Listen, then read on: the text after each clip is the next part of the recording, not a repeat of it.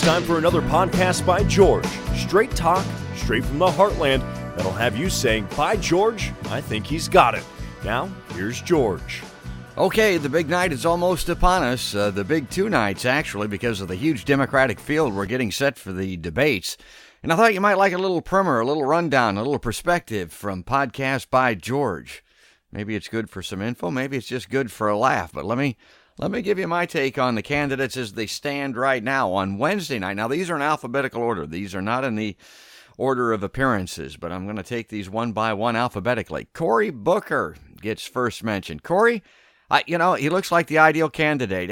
To me, he looks like the guy that could and should win perhaps the Iowa caucuses. He's underperforming. I don't know exactly why. He looks like a great candidate to me. He's got the bona fides. He's got an athletic sports background.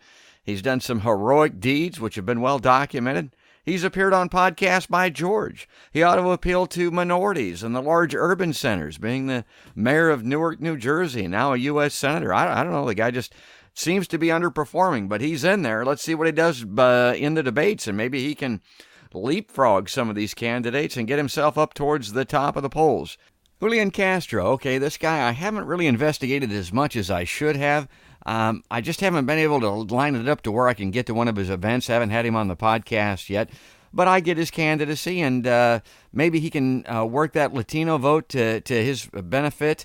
Maybe he'll catch fire. He certainly hasn't yet. Julian Castro. Bill de Blasio, forget about it. No chance. John Delaney, knucklehead. I wouldn't vote for him for dog catcher. Tulsi Gabbard. Love Tulsi Gabbard. Tell me what you don't like about her. I mean, take a look at this two-time serving veteran in the Middle East. This person that quit the DNC in protest over the way Bernie Sanders was handled. All of her views are spot on as far as I'm concerned. I don't have anything negative to say about Tulsi Gabbard at all. I think you're going to be impressed with her. Watch her during the debates. Listen for how she delineates the issues, and listen to the way that she does it. She's a peace candidate, and she's got a peaceful aura about her and a way of presenting things that I really like. Jay Inslee, next up. This guy, the climate change guy. Gotta love him. I like him. He's on a podcast by George. Give him a listen, because if we don't get somebody like Jay Inslee and his perspectives in there, 11 years, 12 years, game over. Climate change. Melted planet Earth. Amy Klobuchar. From the great heartland, from the state of Minnesota. I love Minnesota. Like Amy, okay, kind of middle of the roadish for me. Maybe not quite far enough left, but she's got some great progressive ideas also. We could do a lot worse. Let's look at it that way. Beto O'Rourke, enthusiastic, young. Maybe can capture some of that vote. Also slightly underperforming as far as I'm concerned at this point. Has some kooky issues that sometimes aren't very well thought through. He just came out this week with this thing about non-military families in the United States being taxed to pay for wars. Beto, what about getting rid of the wars? And you don't need the tax, and that's a tax against the poor. It's kind of a dumb idea. Tim Ryan, don't know much about him. Don't know, don't care. Elizabeth Warren, you've heard me talk about her before. I mean, I really don't get it. You run Elizabeth Warren, Donald Trump's going to be your next president. She strikes me as the mother-in-law from the television series Bewitched. Who wants to vote for somebody like that? Don't like the way she sounds. She's got this screwy background with this American Indian heritage that she continues to cling to. She didn't appear at Standing Rock. Tulsi Gabbard didn't stand in defense of those American natives up there that were being gassed and clubbed over that pipeline. Here's the Native American Elizabeth Warren, didn't even go to Standing Rock. She threw Bernie overboard. She's running as this way left progressive candidate. She endorsed Hillary Clinton right before, Super Tuesday in Massachusetts, whatever that is, and Bernie didn't win that, and it was all downhill for him after that. I mean, I don't get it. Nominate her, Donald Trump's in. He'd love to run against her. So that's your Wednesday night lineup candidates. Let's take a look at Thursday night. Michael Bennet on a podcast by George. Good middle-of-the-road candidate. Kind of left, middle of the road. We could do worse. From Colorado, like the guy. Joe Biden, no way, Jose. Sorry, Joe, you've had your time, you had your chance. The most knowledgeable man on foreign relations in the United States, they say. voted for the Iraq War. Never apologized for that, as far as I know. Reminds me of the movie Casino, that famous line that I love, that I've talked about on Podcast by George. You're either too dumb or you're in on it. One or the other, Joe. Which is it? Neither one's a winner as far as I'm concerned. He's on a Podcast by George. Give him a listen. Pete Buttigieg, I don't get it. I mean, this guy is the mayor of, a town in the shadow of Notre Dame University, and had some economic success there, I think, most notably because they put in a casino, an Indian casino, as they're called, and it boosted the local economy. And I don't get this guy. What's up with that? Kristen Gillibrand, the heir apparent for Hillary Clinton, has her Senate seat, actually, that she gave up to run for president. In upstate New York, won't get a single minority vote, doomed to lose. Kamala Harris, I like her okay.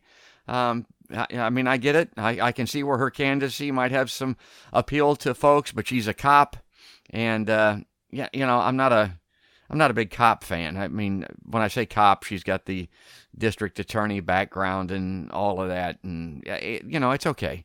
John Hickenlooper, Colorado, kind of a, I don't know, he strikes me as a lightweight. He's on a Podcast by George. Give him a listen. Middle of the road, thinks he can kumbaya and get together with everybody, and just like he did in the state of Colorado, that he can join hands with the Republicans and make the country great again. I don't think that's happening. Bernie Sanders, yeah, Bernie's the man. I mean, he's the guy that started all this. You got to give him a shot here because of his legacy. His issues are still great. He's got great domestic policies. His foreign policy is very good, although I think Tulsi Gabbard still has a leg up on him in the foreign affairs arena. Like Bernie, I don't know how you could not like him. Eric Swalwell, Iowa boy, was born here, grew up in California, actually. He picked up and moved with the family. His dad was a police chief, kind of a middle-of-the-roader. He's real big on this MSNBC Russiagate thing, which you've heard me talk about, which I think we need to give up on. I mean, if they want to pursue Trump on obstruction of justice and impeachment, he's going to be right on the lead on that. He's the head of I think it's not the head, but he's on the Judiciary Committee in the House. I think it's the Judiciary Committee. So that's where he belongs. That's where he is. He's going to ride that horse. Let's see how long he can stay on it. Marianne Williamson in the I haven't had her on the podcast yet. I would like to.